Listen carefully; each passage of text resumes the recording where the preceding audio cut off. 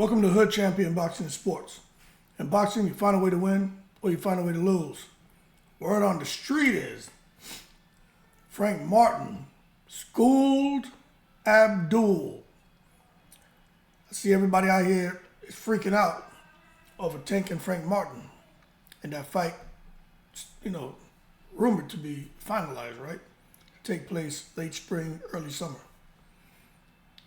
Let me tell you this, right? For those of you out there who are saying Frank's going to destroy Frank Martin, I could understand Tank being the favorite, but to say he's going to destroy Frank Martin, I don't know where you're getting the shit from. Now, I think Tank has every right to be the favorite. Same way I say Ryan Garcia, I think is going to stop Devin Haney. Same way I say Tank should be the favorite. Because one thing that Tank has, Ryan Garcia has, these guys have equalizers. They've got freakish power. Ryan in his left hand, Tank in both hands. So the thing that people don't understand is Frank Martin, right? You can go look up the videos. Multiple people have gone on record and talked about Frank and Gervonta Davis sparring. Now don't get me wrong. Sparring is sparring. But shit, that matters. Okay? You don't think it matters? You ask, what's his name? Regis Prograde, Ivan Redcatch. Okay? You can even ask Gervonta Davis. You can ask Tyson Fury, Anthony Joshua. You can ask the big boy, the juggernaut, Joe Joyce, Daniel Dubois. All of these names have sparred with some elite fighters and have gotten the best of those fighters, or some of those fighters have gotten the best of them. So when they end up going into the ring, and when there's some of these matches were made, where you see guys who aspire to put a lot of rounds together, Wilder and Helenius, you tend to know what you can and can't get away with and what someone brings to the table. And you either go in there with a whole lot of respect for that person, because like this person bing me up, or you're going to go in there and say, they don't have shit. 16-ounce gloves, 12-ounce gloves, 8-ounce gloves, it won't matter. Okay? You can't just be reckless, but you can go in there more looking to get them out of there. Now, word on the street is Frank Martin binged Gervonta Davis, Abdul Wahid, in a sparring session. I think they're supposed to do like 4 rounds.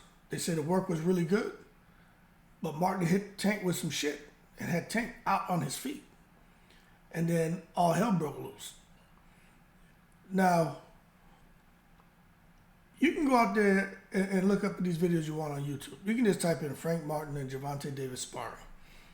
I listened to the interview Frank Martin put out, but I did watch some of the other ones. And there's a guy who was in the gym with him who talked about it.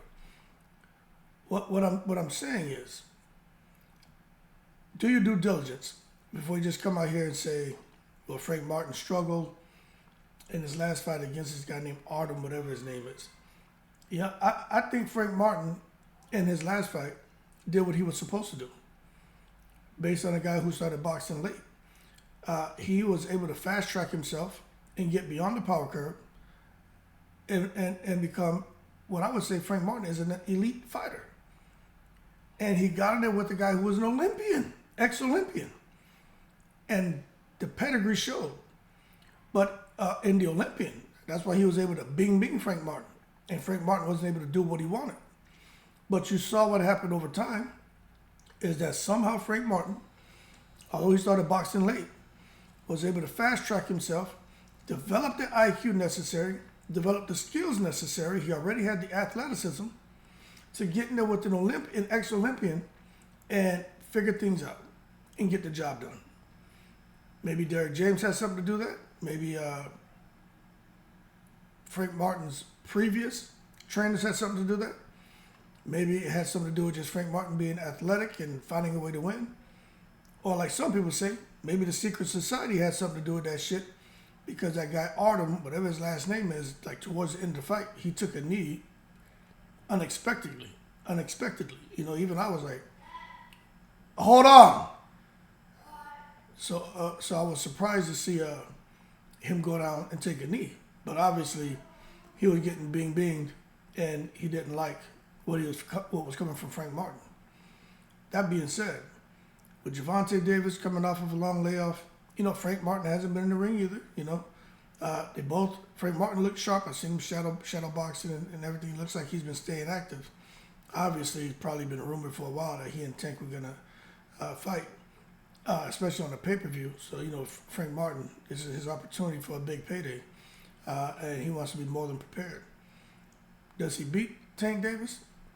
Look, Tank's been consistent. It's hard to go against Tank, but for me, Tank ends up getting behind in fights. But because of the power he possesses, his athleticism, his IQ, and ability to set traps and stay calm under pressure, Tank ends up finding a way to get the victory. What happens when he gets in there with another slick southpaw? Fast, has power, has IQ, and is going to find a way to win. No one's going to be dehydrated or none of that other crap. There should be no excuses for this fight. Two guys, they make weight, they rehydrate. There's no clauses, there's no bullshit. So let's see what happens when Tank is dealing with somebody like that. I just think this fight is going to be very, very, very entertaining. I think it's going to be fight of the year. But the bottom line is, if Frank Martin was able to get in that ring and he schooled Abdul in sparring, my thing is what shows up when they get in the ring together in the actual fight. And I know sparring is sparring, but we'll see. That being said, shout out to the veterans all 7 continents. I'm in the breeze.